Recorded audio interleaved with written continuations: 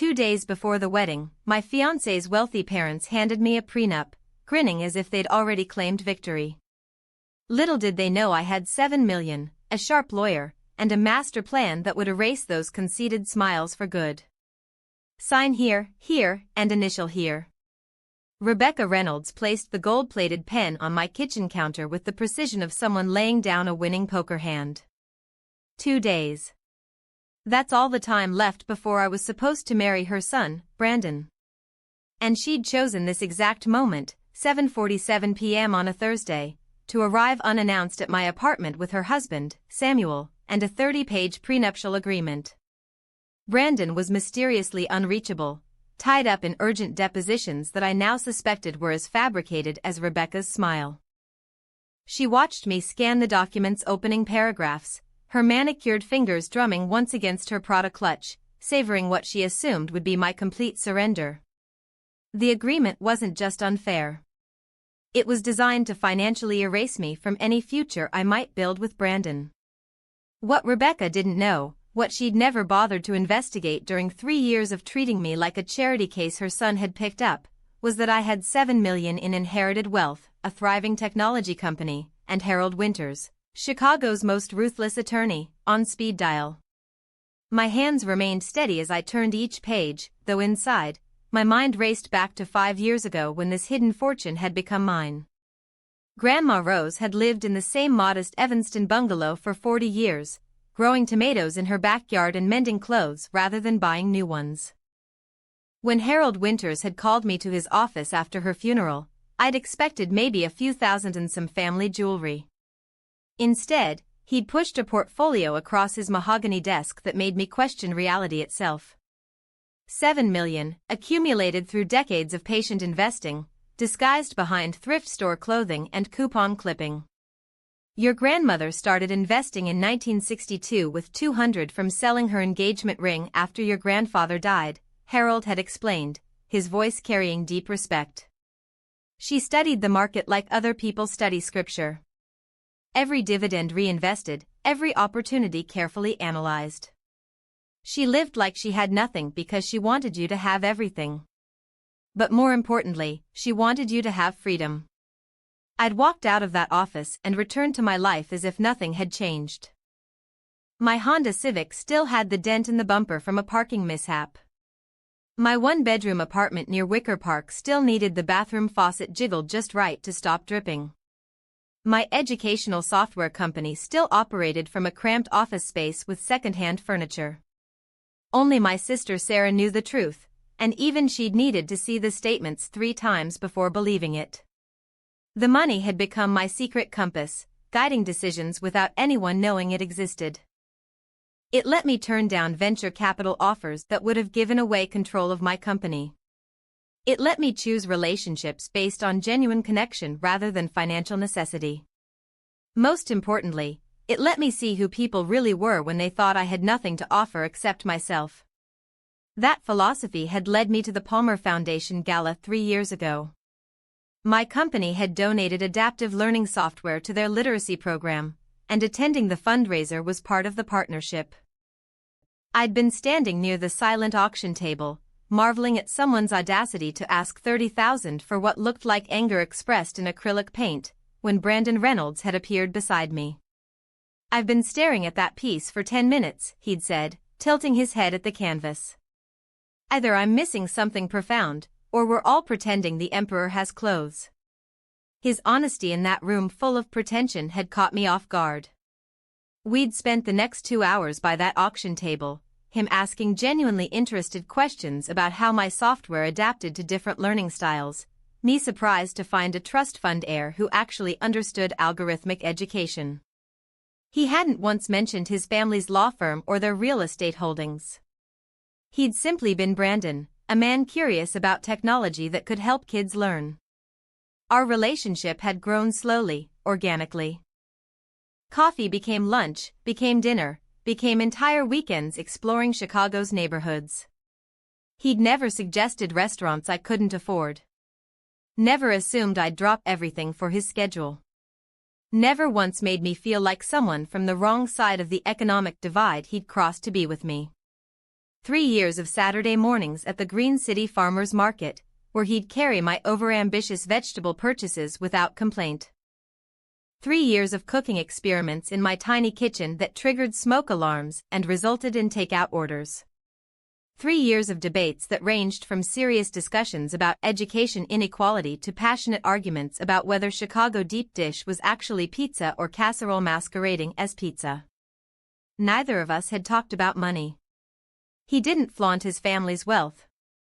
I didn't reveal mine. We existed in this bubble where connection mattered more than bank balances.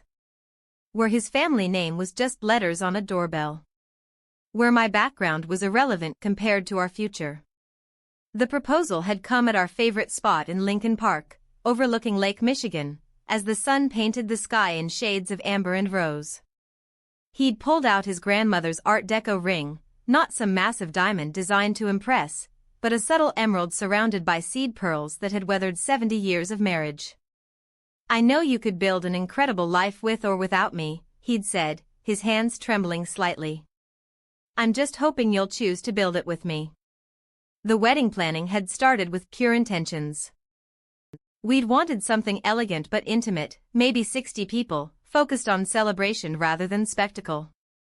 We'd picked a date, chosen a small venue, started a simple guest list. Then Rebecca Reynolds had descended like a storm system. "Darling," she'd said at our first planning lunch, though the endearment felt sharp rather than warm, "the Reynolds family has certain expectations. Our circle will be watching. This wedding reflects not just on you and Brandon, but on generations of family legacy." Each meeting had brought new invasions. The guest list swelled to 200. The simple venue became the Drake Hotel's grand ballroom.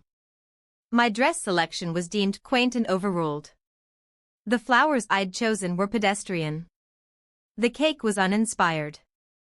Brandon had tried to mediate, but I'd watched him shrink in his mother's presence, reverting to the boy who'd learned that resistance meant exhaustion. Now, standing in my kitchen with their prenuptial grenade ticking on my counter, I understood that the wedding had always been a prelude to this moment. Every dismissive comment about my choices, every assumption about my inability to afford their standards, every subtle reminder of their generosity, it had all been preparation for this ambush. Samuel cleared his throat, impatient. "We need this resolved tonight. The wedding is in 2 days." I looked up from the document, meeting Rebecca's expectant gaze. They thought they'd cornered me, too late to cancel without humiliation, too close to negotiate fairly, too sudden to refuse without seeming like the gold digger they'd already decided I was. What they hadn't counted on was Grandma Rose's true gift, not just the money, but the lesson that came with it.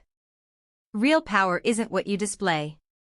It's what you hold in reserve, waiting for the perfect moment to reveal it. I set the prenuptial agreement down carefully, my fingers lingering on the thick paper. The kitchen suddenly felt smaller with Samuel and Rebecca Reynolds standing in it, their presence filling my modest space with an oppressive weight. I needed time to think, to process what they were demanding. But Rebecca was already tapping her manicured nails against her clutch, impatient for my compliance. The morning after Brandon had proposed, everything had shifted. I'd barely finished my coffee when my phone rang at 7 a.m. Rebecca's voice had been honey-sweet, but there was steel underneath. "Darling, we simply must discuss venues. I've taken the liberty of scheduling appointments at the Fairmont and the Peninsula. Both have availability for next June." I'd mentioned the Chicago Botanic Garden, the place where Brandon and I had spent countless Sunday afternoons, where he'd first told me he loved me, near the Japanese garden. Rebecca's laugh had been short and dismissive. "Oh, dear, that's charming, really, but hardly appropriate for our circle.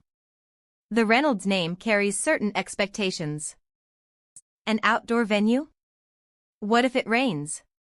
What would Senator Morrison think? Or Judge Kellerman?" That first conversation had set the pattern. Every suggestion I made was met with gentle condescension. Every preference dismissed as naive or unsuitable. When I'd driven to their Lake Forest estate to discuss wedding plans, Rebecca's eyes had swept over my Honda Civic with barely concealed disdain. Inside their home, she'd studied me like an anthropologist examining a foreign species, noting my Target dress, my department store shoes, the way I hesitated before choosing the correct fork at dinner. 3 months into our engagement, Samuel had finally shown his hand. He'd invited Brandon and me to dinner at his private club, the kind of place where membership was inherited rather than earned. The dark wood paneling and leather chairs reeked of old money and older prejudices. Between the soup course and the fish, Samuel had begun his interrogation. "So, the software company of yours, what are your profit margins?" He'd asked it casually, as if discussing the weather, but his eyes were sharp, calculating. "We're doing well," I'd replied carefully. "We've been profitable for 2 years. Actual numbers, dear. In business, we deal in specifics." His tone suggested he doubted I understood real business at all. "Our margins are healthy for the education technology sector." I deflected, uncomfortable with his probing. He'd moved on to my parents. "Both teachers, Brandon tells me." "Public school?" "Yes, my mother teaches 3rd grade. My father, high school history." "Admirable profession," Samuel had said in a tone that suggested the opposite. Though I imagine the financial constraints were challenging growing up. "Student loans must be substantial." Brandon had shifted uncomfortably beside me, his hand finding mine under the table. "Dad, I don't think just getting to know your fiancé better, son. Surely that's natural." Samuel had continued his questioning through 3 courses, extracting information about my apartment rent, my car payments, even my credit score through cleverly disguised questions. I deflected what I could, but he was skilled at this kind of extraction. What I hadn't told him was that my student loans had been paid off the day after I'd inherited Grandma Rose's money, that my credit score was pristine, that I could have bought a house in cash but chose to rent because I valued flexibility over property status. He'd been building a profile of me as a struggling entrepreneur from a modest background, someone who needed the Reynolds family more than they needed me. The guest list battle had been the most revealing. Brandon and I had made our list together, 60 people who actually mattered to us, my college friends, his law school buddies, our families, the colleagues who'd become friends. Rebecca had taken one look and pulled out her own list. "I've taken the liberty of adding a few names," she'd said, handing me 3 typed pages, 70 additional names, none of whom I recognized. "Rebecca, I don't know any of these people." "Well, of course you don't, dear. They're Samuel's business associates, our club members, people who expect invitations to Reynolds family events. Your little company friends are charming, I'm sure, but this wedding requires a certain caliber of attendee."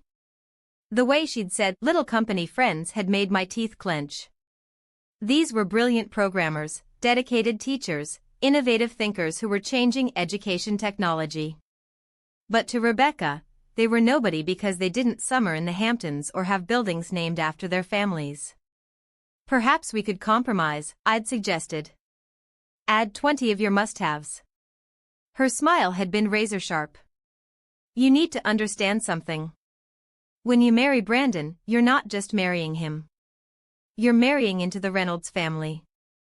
Our reputation, our connections, our standing, they all become yours. But that privilege comes with responsibilities." Brandon had tried to intervene, but Rebecca had shut him down with a look I'd seen her deploy before, the one that reminded him who controlled the trust fund, who held the family purse strings, who could make his life comfortable or complicated. It was during my wedding dress fitting that Sarah finally said what I'd been trying not to think. Rebecca had insisted on coming, though I'd only invited my sister and my best friend, Mia. She'd walked around me as I stood on the platform, examining the elegant sheath dress I'd chosen. "It's very simple," she pronounced. "Don't you think a Reynolds bride should make more of a statement? I know a designer who could create something more suitable." After she'd left, Sarah had pulled me aside at the coffee shop next door. Her expression was serious in a way that made my stomach drop. "I need to say something, and you might not want to hear it." "Sarah, no. Listen, I've been watching this for months now. Rebecca is establishing dominance. Every criticism, every suggestion, every time she overrides your choices, she's training you to submit. She's testing how much you'll bend before you break. I'd wanted to protest, to say she was overreacting, but the words wouldn't come. Deep down, I knew she was right. I've seen this before, Sarah had continued. My friend from college, remember Julia? Her in-laws did the same thing. Started with wedding planning. Then it was where they lived, how they raised their kids, every major decision. By the time she realized what was happening, she'd lost herself completely. Brandon's not like that, I'd said. But even I heard the uncertainty in my voice. Maybe not. But he's not standing up to them either, is he? When Rebecca dismisses your choices, where is he? When Samuel interrogates you like you're applying for a job, what does Brandon do? She'd been right, and I'd known it even then. Brandon would hold my hand under the table, would apologize privately later, would promise things would be different after the wedding. But when it mattered, when his parents were actively diminishing me, he'd shrink back into the compliant son they'd raised. Sarah had grabbed my hand across the table. You're brilliant. You built a company from nothing. You don't need their approval or their money or their connections. Please be careful. Please remember who you are. Now, standing in my kitchen with Samuel checking his watch and Rebecca's satisfied smile growing wider with each second of my silence, I remembered Sarah's warning. They'd been building to this moment for months. Each small surrender preparing me for this ultimate capitulation. They'd profiled me, categorized me, and decided I was someone they could control. They had no idea how wrong they were. I looked up from the counter where the prenuptial agreement lay like a declaration of war. Rebecca's perfectly painted lips curved into a wider smile as she watched me process what they were demanding. Samuel had moved closer, creating a subtle semicircle that made my small kitchen feel like a trap. I could feel my pulse hammering in my throat, but I kept my expression neutral, drawing on every lesson Grandma Rose had taught me about never showing your cards too early. I need to read this thoroughly, I said, picking up the document with steady hands despite the rage building inside me. Surely you understand the importance of reviewing legal documents carefully. Rebecca's laugh was light and poisonous. There's really nothing complex about it, dear. Standard protections that any family of means would require. I signed something similar when I married Samuel 32 years ago. But as I flipped through the pages, my trained eye caught details that made my stomach turn. This wasn't protection. It was complete financial annihilation disguised in legal terminology. The document specified that any assets acquired during marriage would remain solely Brandon's property. Any business ventures I started or expanded would potentially fall under marital enterprise clauses that could give the Reynolds family claim to my intellectual property. There was even a clause about social media presence and public representation that would essentially require me to get approval before making any public statements that could impact the Reynolds family reputation. This clause here, I said, pointing to a particularly egregious section, suggests that any technology or educational materials I developed during our marriage could be subject to Reynolds family oversight. That affects my existing company. Samuel waved his hand dismissively. Only if those developments use marital resources or time. Surely you don't plan to neglect your marriage for your little hobby business. The condescension in his voice when he said hobby business made me want to throw the document in his face. My company had contracts with 12 school districts and had helped over 10,000 students improve their reading levels. But to him, it was a hobby because it didn't generate the kind of wealth he recognized as legitimate. I'll need my attorney to review this, I said firmly, closing the document. The temperature in the room seemed to drop 10 degrees. Rebecca's smile vanished, replaced by something cold and sharp. That won't be necessary. We need this signed tonight. Tonight? The wedding is in 2 days. Precisely why this needs to be handled immediately, Samuel said, his tone shifting from dismissive to threatening. We've invested considerable resources in this wedding, the Drake Hotel, the flowers, the catering, 90,000 to be exact. But we're prepared to cancel everything if necessary. The number was meant to intimidate me, to make me feel guilty about the money they'd spent. What they didn't know was that 90,000 was less than my investment portfolio earned in a good quarter. You're giving me an ultimatum? I asked, wanting absolute clarity on what was happening. Rebecca pulled out a Mont Blanc pen from her purse, setting it on the counter next to the document with theatrical precision. We're giving you a choice. Sign the agreement now, or we'll call the Drake Hotel within the hour and cancel everything. You can explain to 200 guests why the wedding is off. And Brandon, what does he say about this? Samuel and Rebecca exchanged a quick glance that told me everything I needed to know. Brandon understands family obligations, Samuel said carefully. He knows that protecting the Reynolds legacy is paramount. So he knows you're here, presenting me with this ultimatum 2 days before our wedding. Brandon is in depositions, Rebecca said smoothly. Too smoothly. This couldn't wait for his schedule. I pulled out my phone. Then you won't mind if I call him? He can't be disturbed during depositions, Samuel said quickly. You know how these legal matters are. I dialed anyway. The phone rang once before going to voicemail. Someone had declined the call. I tried again. Same result. On the third try, Brandon's assistant answered. Hi, Jennifer. I need to speak with Brandon urgently. I'm sorry, Miss Vance, but Mr. Reynolds is in depositions and can't be disturbed. Behind Jennifer's professional voice, I heard something that made my blood run cold, the distinct sound of restaurant ambience, clinking glasses, muffled conversation, someone laughing. Brandon wasn't in depositions.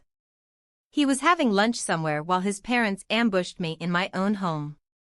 Thank you, Jennifer, I said, ending the call. I looked at Samuel and Rebecca, really looked at them. They stood in my kitchen like conquerors surveying captured territory, absolutely certain of their victory. They'd orchestrated this entire ambush, the timing, Brandon's absence, the pressure of the approaching wedding. They'd profiled me as someone without resources, without options, without power, someone who would crumble when faced with the potential humiliation of a cancelled wedding. You need to leave, I said quietly. Rebecca's eyebrows shot up. Excuse me? Get out of my apartment now. Samuel's face flushed red. Now listen here, young lady, no, you listen. I picked up the prenuptial agreement and held it between us. You came into my home uninvited, attempted to coerce me into signing away my rights, and you did it while ensuring your son couldn't interfere. This isn't a negotiation. It's an ambush, and I don't respond well to ambushes. If you don't sign this tonight, there will be no wedding, Samuel said, his voice dropping to a growl. Then that's a decision you're making, I replied, surprised by how calm I sounded when inside I was screaming. You're choosing to cancel your son's wedding because I won't sign away my future without legal counsel. Explain that to your 200 guests. Rebecca stepped closer, her perfume overwhelming in my small space. You're making a terrible mistake. Do you really think Brandon will choose you over his family, over his inheritance, over everything he's known his entire life? The question hung in the air like a blade. It was the same question I'd been avoiding for months, the one that whispered in quiet moments when Brandon failed to defend me against his mother's subtle cruelties or his father's dismissive comments. I guess we'll find out, I said, meeting her gaze steadily. Samuel picked up the pen Rebecca had placed on the counter, holding it out to me one more time. Last chance. Sign it now. Have your fairy tale wedding, and everyone's happy. Refuse, and by tomorrow morning, every person on that guest list will know that you refused to sign a simple prenuptial agreement. What do you think they'll assume about your motives? It was masterfully played, threatening not just the wedding but my reputation. In their world, refusing a prenup would mark me as exactly the gold digger they'd always suspected I was. They expected me to crumble under the weight of that potential shame. Instead, I walked to my door and opened it. "Get out." They left, but Rebecca turned at the threshold. "You have until 9 a.m. tomorrow. If we don't have your signature by then, I'll personally call every guest and vendor. And when Brandon has to choose between you and everything else, remember that you forced this choice." The door closed behind them with a soft click that sounded like the end of everything I'd built with Brandon. I stood there for a moment, my hand still on the doorknob, feeling the weight of what had just happened. Then I walked to my phone and scrolled to a contact I hadn't called in months. Harold Winters answered on the second ring. What a pleasant surprise. "Harold, I need you tonight. The Reynolds family just tried to ambush me with a prenuptial agreement 2 days before my wedding." There was a pause. Then Harold's voice turned sharp as a blade. "I'll be there in an hour. And don't sign anything. Don't agree to anything. And document everything you remember about this conversation while it's fresh." I hung up with Harold and immediately opened my laptop, my fingers flying across the keyboard as I documented every detail of the Reynolds ambush while their words still burned fresh in my memory. The way Rebecca had smiled while watching me read their financial death sentence, Samuel's dismissive tone when he called my company a hobby, the calculated timing of Brandon's absence. Every detail mattered now. 45 minutes later, Harold Winters stood in my doorway, his weathered briefcase in one hand and a legal pad in the other. At 73, he moved with the purposeful energy of someone who had spent 5 decades dismantling corporate bullies and predatory contracts. His gray suit was impeccable despite the late hour, his silver hair perfectly combed as always. "Show me the document," he said without preamble, settling at my dining table and pulling out his reading glasses. I handed him the prenuptial agreement, then poured us both coffee while he read. The only sounds in my apartment were the rustling of pages and the occasional sharp intake of breath as Harold encountered particularly egregious clauses. His expression grew darker with each page, the furrows in his brow deepening. After 20 minutes, he set down the document and removed his glasses, rubbing the bridge of his nose. In 47 years of legal practice, I've seen some predatory agreements. This isn't just predatory. It's financial imprisonment wrapped in legal language. Can they enforce it if I sign? Oh, it would be legally binding, though some clauses might not hold up under scrutiny. But that's not the point. The point is they're not trying to protect assets. They're establishing ownership.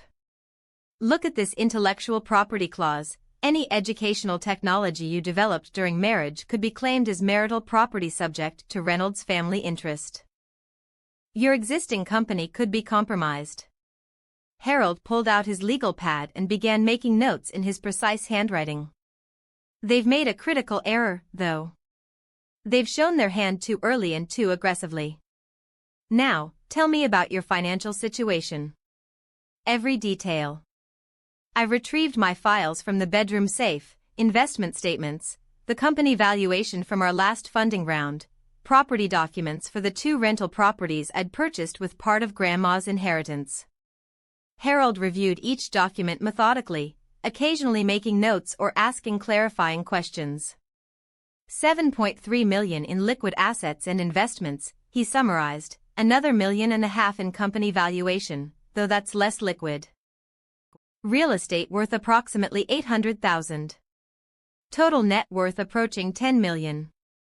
He looked up at me over his glasses. And the Reynolds family has no knowledge of this. None. I've been very careful. My credit cards are modest limit. I drive a Honda. I live here. I gestured at my 1-bedroom apartment. Even Brandon only knows I run a small tech company. Harold leaned back in his chair, a slow smile spreading across his weathered face. They've severely miscalculated. Now we craft our response, not just a counteroffer, but a complete reversal of their attempted power play. We worked side by side, Harold drafting language while I provided financial details and context about the business. The new prenuptial agreement we created was everything theirs wasn't: balanced, fair, protective of both parties' assets and future earnings. It included provisions for my intellectual property that would prevent any claim on my company or its developments. It specified that inherited assets would remain separate property. It even included clauses about family business interference, something Harold added with particular satisfaction. This section here, he pointed to a paragraph near the end, prevents either party's family from exerting undue influence on marital decisions. If they want to play the prenuptial game, we'll make sure it cuts both ways. By 11:30, we had a complete document. Harold had called in a favor to have it professionally formatted and bound, a courier arriving just before midnight to deliver the finished product. It looked every bit as official and imposing as the document the Reynolds had presented. The apartment door opened without a knock, only Sarah had that privilege. She entered carrying bags of Chinese takeout and a bottle of wine, taking in the scene of Harold and me surrounded by legal documents and financial statements. "I figured you'd need sustenance," she said, unpacking containers of lo mein and orange chicken, and probably someone to talk you out of any middle-of-the-night revenge fantasies. "Too late for that," I said, showing her our counter-proposal. Sarah read through it while eating directly from a takeout container, her expression shifting from concern to admiration. "This is brilliant. You're not just defending, you're going on offense." "The best defense always is," Harold said, accepting a plate of food from Sarah with grandfatherly appreciation. "Are you really prepared to reveal everything?" Sarah asked me. "The inheritance, the company valuation, all of it. Once that's out, you can't put it back." I'd been grappling with that question all evening. For years, I'd found safety in financial anonymity, in being valued for myself rather than my net worth. But the Reynolds had forced this choice. "They tried to financially destroy me because they thought I was powerless," I said. "They need to understand exactly who they attempted to manipulate." Sarah squeezed my hand. "I'm proud of you. Most people would have either signed out of fear or exploded in anger. You're doing neither. You're being strategic. Grandma Rose would approve." I said, thinking of how my grandmother had quietly built her fortune while everyone assumed she was just a frugal old woman. Harold began packing his briefcase. "Get some rest.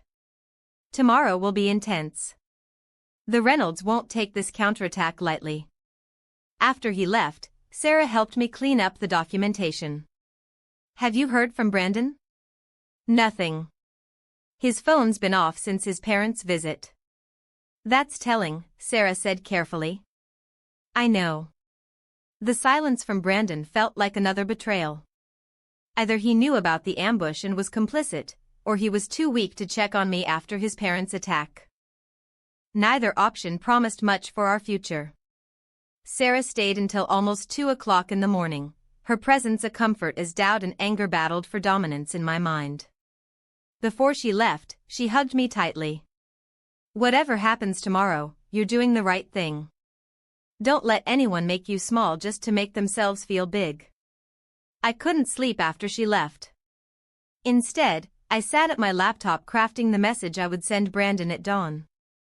It needed to be carefully worded, cold enough to convey my anger, vague enough to reveal nothing of my plans. I wanted to see his genuine reaction, not a performance coached by his parents. At 5:47 a.m., I sent the text, "Giovanni's, noon. We need to talk." His response came quickly, suggesting he hadn't been sleeping either. "Of course. Is everything okay?" I didn't respond. Let him wonder, let him worry. In 6 hours, I would know whether the man I'd planned to marry would stand with me or fold under his family's pressure. The prenuptial agreement and financial statements sat in my briefcase by the door, waiting. The counterattack was prepared. Now, I just needed to know if I'd be deploying it against 3 people or 2. The morning crawled by in agonizing increments. I showered, dressed carefully in a navy dress that projected confidence without ostentation, and arrived at Giovanni's 15 minutes early. The restaurant held countless memories of Brandon and me sharing plates of pasta and dreams for our future.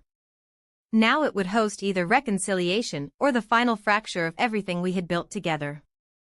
I chose a corner table where I could see the entrance, ordered sparkling water, and waited. My briefcase sat beside me, containing the financial documents and new prenuptial agreement that would either salvage or sink my relationship. The lunch crowd began filtering in, the comfortable noise of conversation and clinking silverware a stark contrast to the storm brewing inside me. Brandon arrived at exactly noon, and my breath caught at his appearance. His usually immaculate suit was wrinkled, his tie askew, dark circles carved beneath his eyes like bruises. He looked like he had aged 5 years overnight. When he spotted me, something desperate flickered across his face before he composed himself and walked over. He sat down heavily, not even attempting his usual kiss on my cheek. "Before you say anything, I need you to know that I had no idea what my parents were planning. When I got home last night and they told me what they'd done, I completely lost it. We had the worst fight we've ever had. Yet you were conveniently in depositions yesterday evening," I said, keeping my voice level. "Depositions that sounded remarkably like a restaurant when Jennifer answered your phone." His face crumpled. "They told me it was important I stay away, that this was family business that needed to be handled delicately. I thought they were going to discuss wedding logistics with you, maybe go over some family traditions. I never imagined they would ambush you with a prenuptial agreement, especially not one that aggressive." "But you knew they wanted a prenup." "Yes," he admitted, his shoulders sagging.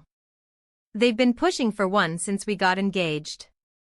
I kept telling them I would handle it, that we would discuss it together like adults. I wanted to wait until after the wedding, deal with it calmly without all this pressure. They agreed, or at least I thought they did." The waiter approached, but I waved him away. This conversation couldn't afford interruptions. "They threatened to disinherit me," Brandon continued, his voice raw. "Not just from the trust fund, but from the family entirely. Cut me off from the firm, from everything. And you know what? I told them to do it. I told them if forcing you to sign that document was the price of their money, they could keep every cent." He reached across the table for my hand, but I pulled back. "Not yet. There was too much to reveal first. Brandon, I need to show you something." I pulled out my phone and navigated to my investment portfolio summary, then slid it across the table. He looked at the screen, confusion clouding his features. Then his eyes focused on the numbers, and I watched the color drain from his already pale face. His mouth opened, closed, opened again. "This can't be, 7 million? 7.3 million in liquid investments, another 1.5 million in my company valuation, about 800,000 in rental properties. My grandmother left me more than memories when she died." Brandon stared at the screen like it might transform into something that made more sense. "You've had nearly 10 million this entire time. While my mother made snide comments about your apartment, while my father interrogated you about your financial stability, while they treated you like some fortune hunter trying to marry up. Every condescending smile. Every patronizing comment about my little company. Every suggestion that I was lucky to be marrying into the Reynolds family. I let the weight of it settle between us. I sat through it all, knowing I could buy my way into their precious country club 10 times over." His hand trembled as he pushed my phone back across the table. "Why didn't you tell me?" 3 years, we've been together 3 years. For the same reason you don't introduce yourself by mentioning your trust fund. I wanted to be loved for who I am, not what I have. I wanted something real, something that wasn't about money or status or family names. I thought we had that." Brandon was quiet for a long moment, processing everything.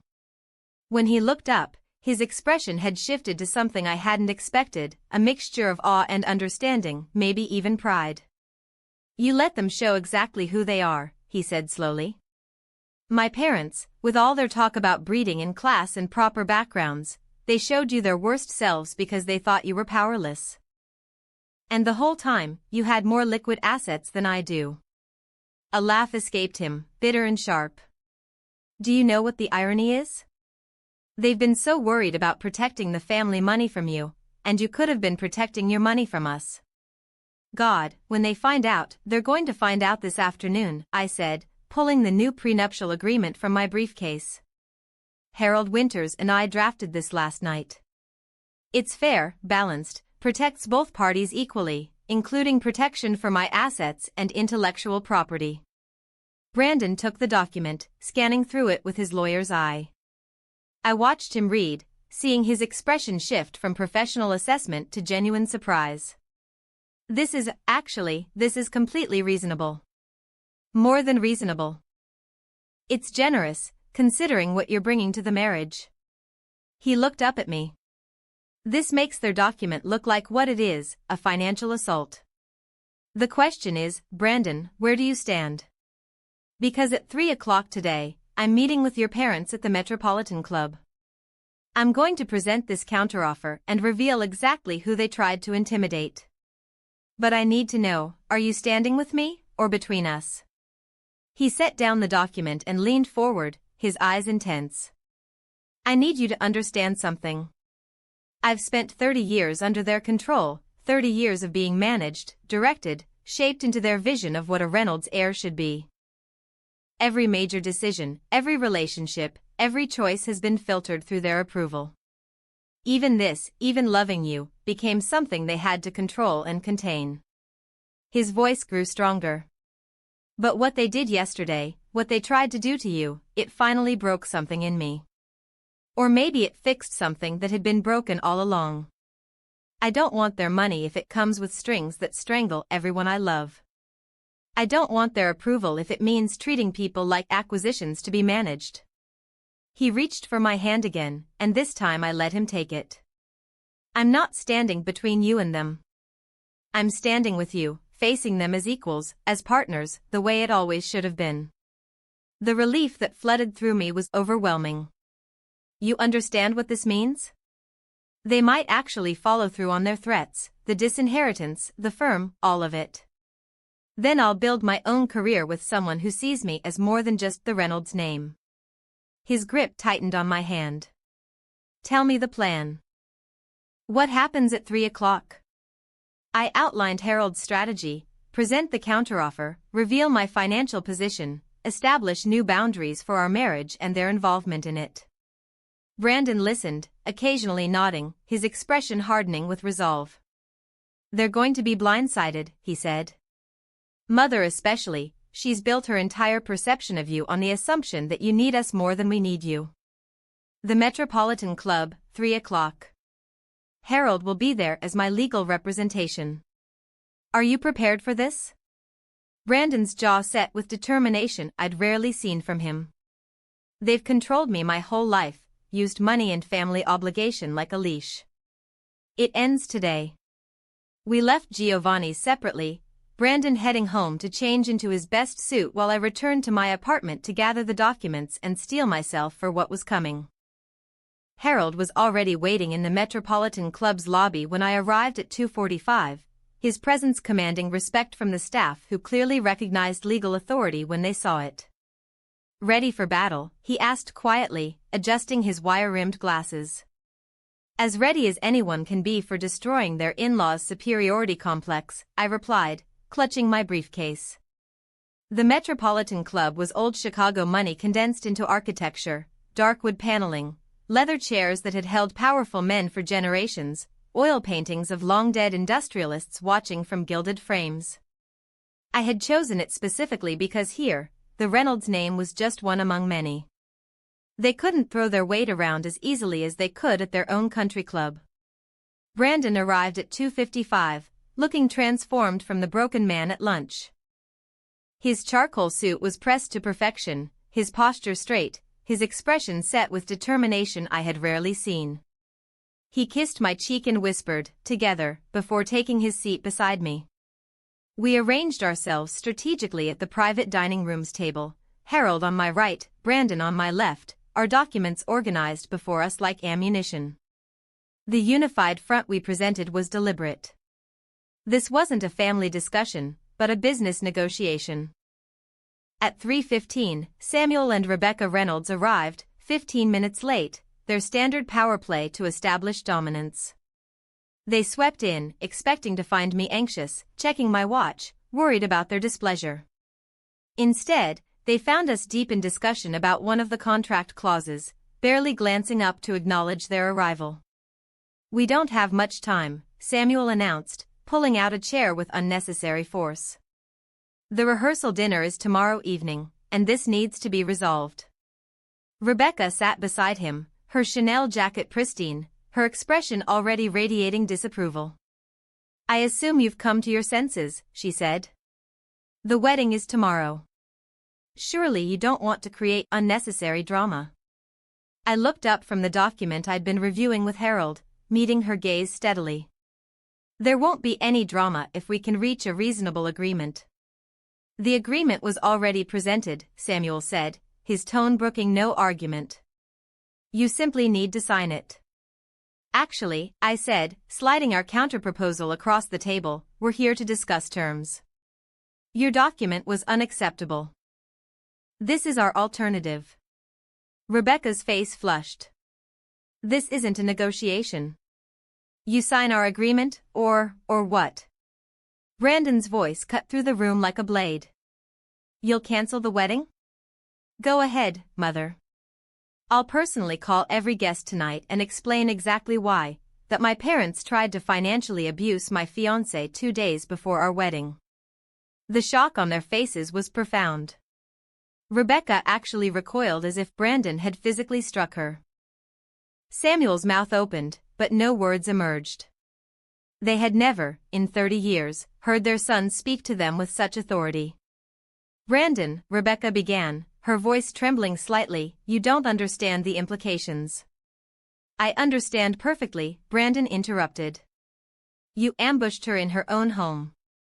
You tried to force her to sign away her rights without legal counsel. You attempted to establish financial control over our marriage before it even began." Samuel recovered first, his lawyer instincts kicking in. "This is about protecting family assets, nothing more." "Then you should be relieved to know that she has significant assets of her own to protect," Harold interjected smoothly. I reached into my briefcase and pulled out the financial statements, placing them on the polished table with deliberate precision. The documents landed with a soft sound that seemed to echo in the sudden silence. "Before you dismiss our counterproposal," I said, my voice steady despite my racing heart, "there's something you should know about who you've been trying to intimidate." Samuel reached for the papers with the confidence of someone used to reviewing financial documents. That confidence evaporated as his eyes scanned the first page. His hand actually trembled as he turned to the second page, then the third. Rebecca leaned over, trying to read over his shoulder, her perfectly composed face cracking like fine china. "This is," Samuel started, then stopped, then started again. "This can't be accurate." "Every cent documented and verified," Harold said with satisfaction. "Investment accounts, property holdings, company valuation. Ms. Vance's net worth is approximately $10 million. Has been for the entire duration of her relationship with your son." Rebecca's mouth opened and closed without producing sound, a first in my experience with her. She looked from the documents to me, to Brandon, and back to the documents, as if hoping they might rearrange themselves into something that made sense in her worldview. $7 million in inherited wealth," I said calmly. "Another $1.5 million in my technology company that you dismissed as a hobby. $800,000 in rental properties. All mine before I ever met Brandon." The silence stretched so long I could hear the antique clock ticking on the mantel. Samuel set down the documents with exaggerated care, as if they might explode. His face had gone from red to pale to an unhealthy gray. "You've had $10 million, Rebecca finally managed, her voice barely above a whisper. "This entire time, while you treated me like a gold digger, I finished for her. While you made snide comments about my apartment and my car. While you interrogated me about my parents' teaching salaries and assumed I couldn't afford a proper wedding dress. Yes, I had $10 million through all of that." Rebecca's hands fluttered to her throat, fingering her pearl necklace nervously. You could have told us. We would have treated me differently, I cut her off. That's exactly why I didn't tell you. I wanted to see who you really were, how you treat people you perceive as beneath you. And now I know. This changes things, Samuel said slowly, his mind clearly recalculating every interaction we'd ever had. No, Brandon said firmly. It doesn't change anything.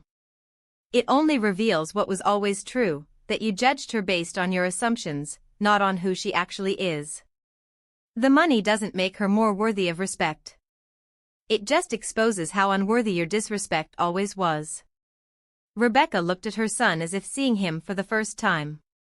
Brandon, we were trying to protect you. From what?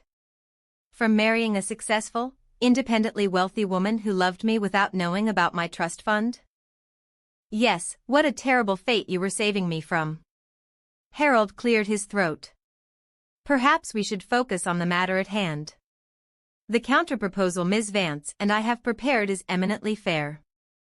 It protects both parties' assets equally, includes provisions for intellectual property, and establishes clear boundaries for family involvement in marital decisions. Samuel picked up our prenuptial agreement, his movements mechanical. He began reading, his professional instincts taking over despite his obvious shock. Rebecca sat frozen, staring at me as if I had transformed into someone else entirely. The power dynamic in the room had completely reversed. The people who had walked in expecting submission were now faced with equals, no, with people who had outmaneuvered them completely. Their carefully constructed ambush had become their own humiliation.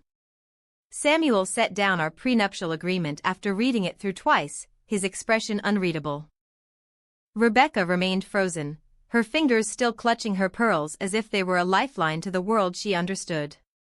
The grandfather clock in the corner ticked steadily, marking seconds that felt like hours. This agreement, Samuel finally said, his voice measured and professional, is actually more favorable to Brandon than what we proposed was to you. A marriage is a partnership, not a hostile takeover, Harold responded. Samuel's jaw tightened. He pulled out his phone and stepped away from the table, speaking in hushed tones to someone, undoubtedly his legal team. Rebecca watched her husband with an expression I'd never seen on her face before, uncertainty. I need some air, she announced suddenly, standing with less than her usual grace. She walked to the window overlooking Michigan Avenue, her back to us, shoulders rigid beneath her designer jacket. Brandon reached for my hand under the table. His palm was steady, warm, reassuring. We waited in silence while Samuel conducted 3 separate phone calls, each one apparently more heated than the last. I caught fragments, no, that's not acceptable, and find another way, and finally, I don't care what Thompson thinks. After 20 minutes, Samuel returned to the table. My legal team wants to make several modifications. No modifications, Harold said simply. The agreement is more than fair. Sign it as written, or we walk away. You're giving us an ultimatum. Samuel's voice carried a note of disbelief, as if the universe had suddenly inverted. The same ultimatum you gave, Brandon said quietly. Except we're giving you 18 hours to decide, not 2. Rebecca turned from the window.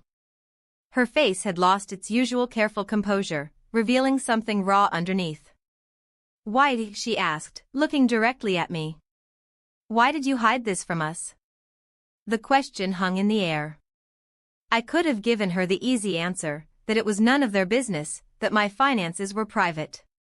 But something in her expression, a crack in the facade she'd maintained for 3 years, made me choose honesty. My grandmother lived her entire life being judged for not having enough, I said. She was brilliant, strategic, patient, and everyone dismissed her as just another working-class woman who clipped coupons. When she left me her fortune, she also left me a lesson: money doesn't reveal character, it conceals it. People show you who they really are when they think you have nothing they want. Rebecca flinched as if I'd slapped her. She returned to her seat slowly, aging years in those few steps. We'll need time to review this properly, Samuel said, though his tone had lost its earlier authority. You have until noon tomorrow, Harold replied. The wedding is at 4. That should be sufficient time for a decision. We left them sitting at that polished table, their world reshuffled like a deck of cards. In the elevator, Brandon pulled me into his arms, holding me tight enough that I could feel his heart racing. You were magnificent, he whispered against my hair. That evening, Harold called me 3 times with updates. The Reynolds legal team had attempted to negotiate modifications to our terms. Each time, Harold had responded with the same message: the agreement stands as written, sign or cancel.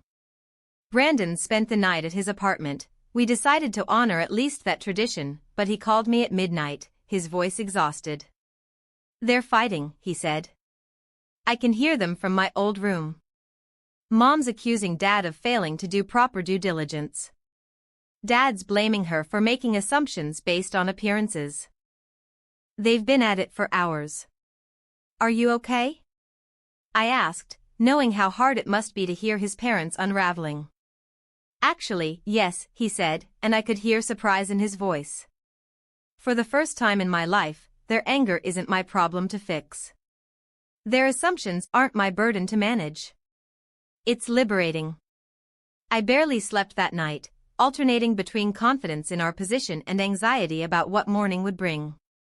Sarah stayed with me, making tea and offering distractions, but we both knew there was nothing to do but wait. At exactly 9 o'clock the next morning, my wedding day, the doorbell rang. A courier stood outside with an envelope bearing the Reynolds family crest. My hands trembled slightly as I signed for it and closed the door.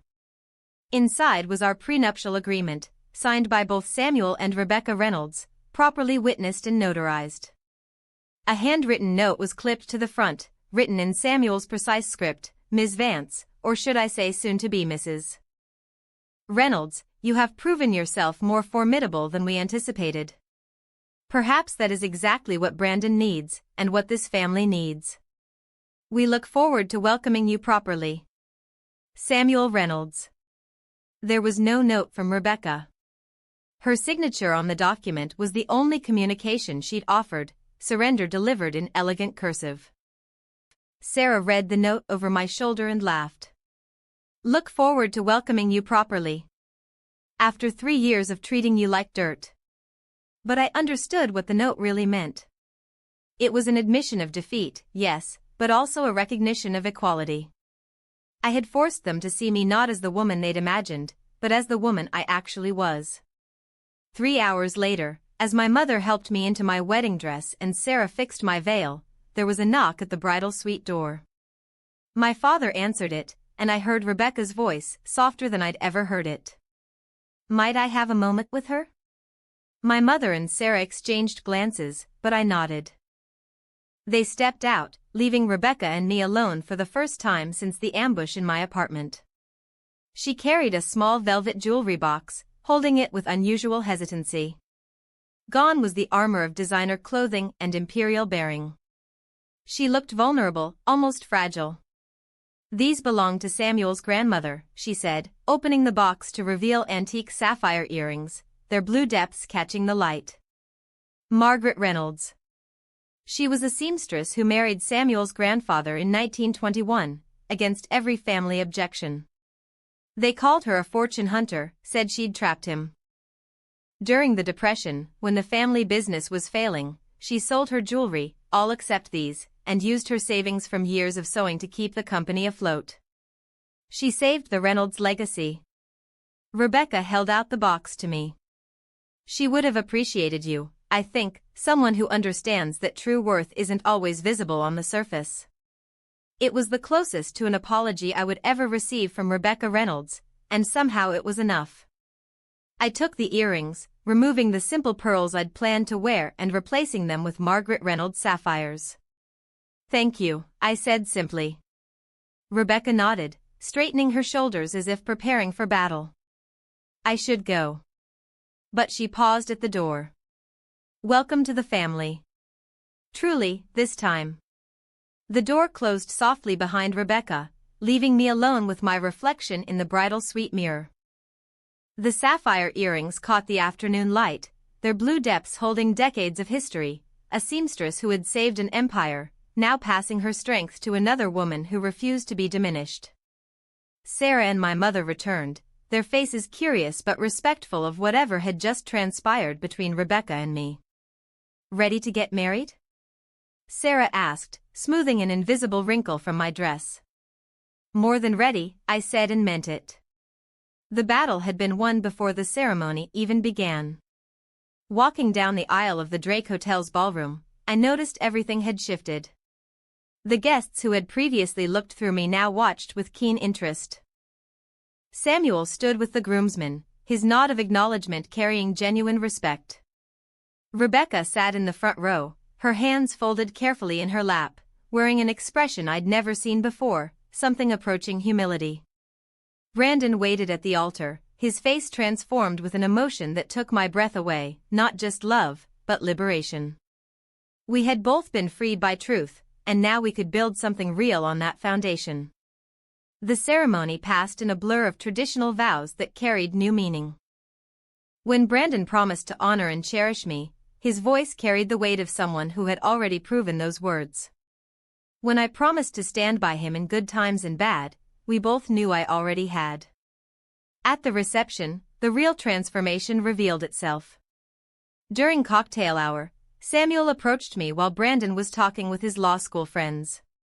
He carried 2 glasses of champagne, offering one with an expression of genuine curiosity rather than his usual calculated assessment. "I've been reviewing your investment portfolio structure," he said without preamble. "The diversification strategy is impressive. Did your grandmother design it, or have you modified it?" "Both," I replied, accepting the champagne. "She built the foundation, but I've adjusted based on market conditions and emerging sectors.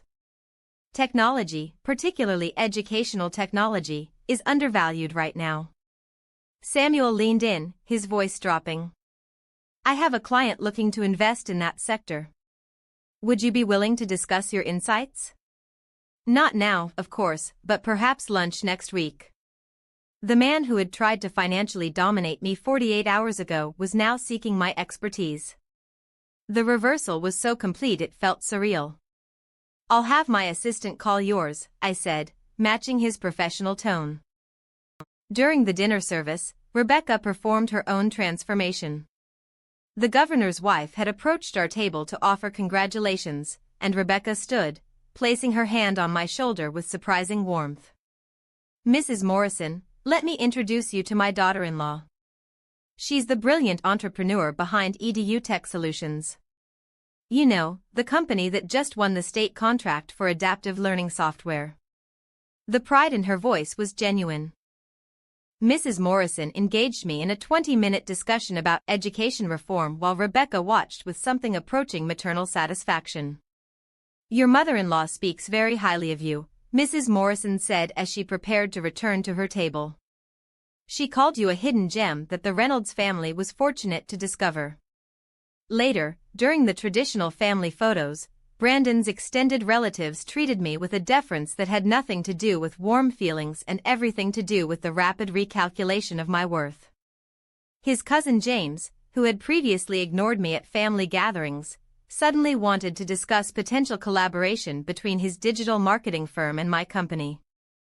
"Maybe we can talk after your honeymoon," I said politely, having no intention of following through. The most meaningful moment came during our first dance. Brandon held me close as the band played our song, his breath warm against my ear. "You didn't just beat them," he whispered. "You freed me, too. 30 years of being managed, controlled, directed. Every decision filtered through their approval. Every choice measured against their expectations." He pulled back slightly to look at me, his eyes bright with unshed tears. "I spent my whole life accepting that their money came with chains. You showed me the chains were only as strong as my fear of losing their approval. You showed me it was possible to stand up to them and survive." "We showed each other," I corrected, thinking of how his support had made my revelation possible. "I couldn't have done this without you choosing to stand with me." As we swayed together, I caught glimpses of our guests over Brandon's shoulder. Harold Winters raised his champagne glass in a silent toast, his expression satisfied. Sarah was crying happy tears while pretending to fix her makeup. My parents danced nearby, my father giving me a proud wink when our eyes met. 6 months have passed since that wedding day, and the changes have held firm. Our prenuptial agreement remains untouched in the bank's safe deposit box, its purpose already served, not as protection against divorce, but as the document that established our equality. Rebecca calls before visiting now, actually asking rather than announcing. Would Tuesday work for lunch, she'll say, respecting when I respond that I have client meetings. The woman who once invaded every boundary now waits for invitation. Samuel regularly forwards me investment opportunities, genuinely seeking my opinion.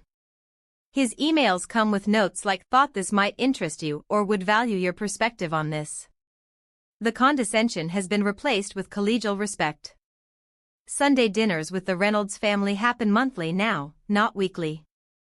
We established that boundary early, and surprisingly, they've respected it. When we do attend, the dynamic has completely shifted. Rebecca asks about my company with genuine interest. Samuel discusses market trends as equals. Even Brandon's siblings treat me as a peer rather than an interloper. Our home, a Lincoln Park townhouse we purchased together, both names on the deed, has become a symbol of our balanced partnership. Neither the modest apartment I'd clung to nor the ostentatious mansion his parents would have chosen, but something that reflects both of us. Sometimes, I stand in my home office, looking at the photo of Grandma Rose on my bookshelf, and feel her presence. She lived her entire life letting people underestimate her while quietly building an empire. She taught me that true wealth isn't what you display, but how you deploy it when it matters most. The Reynolds learned that lesson the hard way. They thought they were ambushing a powerless girl who needed their son more than he needed her. Instead, they encountered someone who had spent years studying their playbook while hiding her own cards. My revenge wasn't destroying them. It was forcing them to see me clearly for the first time. The prenuptial agreement they'd wielded as a weapon became the mirror that reflected their own assumptions back at them. Their contemptuous grins had been aimed at someone far more formidable than they'd ever imagined. And in the end, they had no choice but to acknowledge it. The treasures that hide in plain sight are often the most valuable, and the opponents you never see coming are the most dangerous of all. If this story of turning the tables on entitled in-laws had you cheering for justice, hit that like button right now. My favorite part was when I placed those financial statements on the table and watched the Reynolds family's superiority complex crumble in seconds. What was your favorite moment of sweet revenge? Drop it in the comments below. Don't miss more thrilling stories like this. Subscribe and hit that notification bell so you never miss an upload.